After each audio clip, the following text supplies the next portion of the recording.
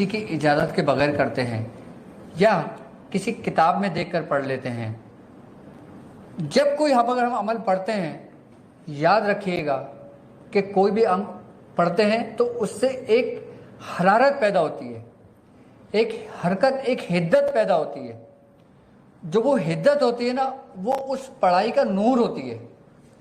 اچھا، جب کوئی چیز ہم پڑھتے ہیں اس کے اوپر کچھ روحانی موکلان کی ڈیوٹی ہوتی ہے اور کچھ اسفل کی ڈیوٹی ہوتی ہے. اسفل کیا ہے، روحانی موکلان کیا ہے، پہلے یہ چیز سمجھ لیں. اب اگر آپ کو کسی صاحب بزرگ کی اجازت ہے اور آپ کو اپنے شیخ کی طرف سے اجازت ہے، اگر آپ کے اوپر کسی جنات کا غلبہ ہوتا ہے، کسی جنات کی طرف سے کوئی معاملات آتے ہیں، تو وہ جو آپ کو اجازت ہوتی ہے وہ اس کے آڑے آ جاتی ہے. اس کا جو ریفلیکشن ہوتا ہے نا، ان جنات کے اثرات کا، ان شیاطین کے اثرات کا، اس کا جسم آپ اس چیز کو ایکسیپٹ نہیں کرتا. یہ اجازت کی خاص بات ہوتی ہے، اور باقاعدہ مستند اجازت کی یہ بات ہوتی ہے کہ وہ اس کو رجس سے محفوظ رکھتی ہے اور اس کے مضر اثرات سے محفوظ رکھتی ہے.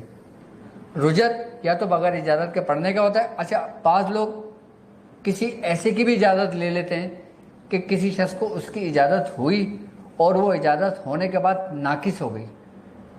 سمجھے اس بات کو آپ؟ نہیں، میں آپ کو سمجھاتا ہوں.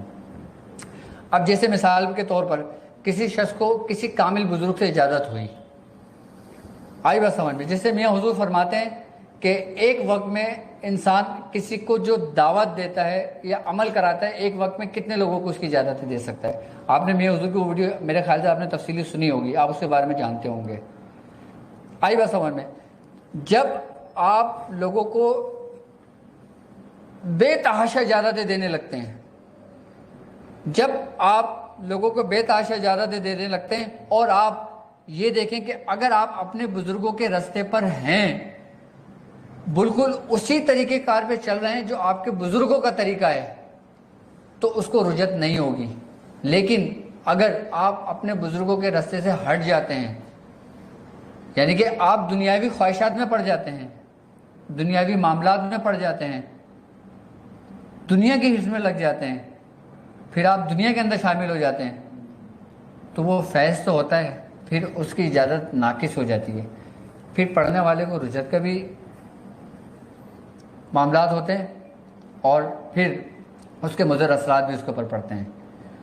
تو جبھی سرکار دو عالم صلی اللہ علیہ وسلم کا فرمان ہے اور قرآن میں باقاعدہ موجود ہے کہ اور اللہ کی رسی کو مضبوطی سے تھام لو اور تفرقہ پیدا نہ کرو. یہ رسی تھامنے سے مطلب یہی ہے کہ اپنے بزرگوں کے راستے کو تھام لو، کبھی چھوڑنا نہیں اس کو، ورنہ انسان نہ تو دین کا رہتا ہے نہ انسان دنیا کا رہتا ہے. اور یہ روحانی سفر، روحانیت کی دنیا ایسی ہے کہ انسان اس کے اندر جس طریقے کی جیسے طلب کرتا ہے اس کو ویسی چیز ملتی ہے. اب جو لوگ رجت کا شکار ہو جاتے ہیں نا، وہ لوگ سورہ قریش، جو لوگ رجت کا شکار ہیں وہ لوگ سورہ قریش، جب سورج طلوع ہو اس وقت اپنا رخ مشرق کی جانب کھلے آسمان کے نیچے بیٹھ کر 41 مرتبہ سورہ قریش پڑھیں اور پھر اپنے اوپر دم کر کے اپنے جسم پہ پھیریں. اور یہی عمل انہوں نے رجت سے نکلنے کے لیے 21 دن کرنا ہے. تو انشاءاللہ تعالیٰ رجت کے جو معاملات ہیں وہ انشاءاللہ سے ختم ہو جاتے ہیں. اور رجت کے ساتھ ساتھ اگر کوئی شخص جادو میں مبتلا ہوتا ہے، جنات کے عصے میں مبتلا ہوتا ہے، کسی شیاطین کے شر سے محفوظ ہوتا ہے، یا حاسدوں کے حسد کا نشانہ بنتا ہے، اس کی برکت سے وہ اثرات بھی ظاہر ہو جاتے ہیں اور انسان بالکل کلیئر ہو جاتا ہے.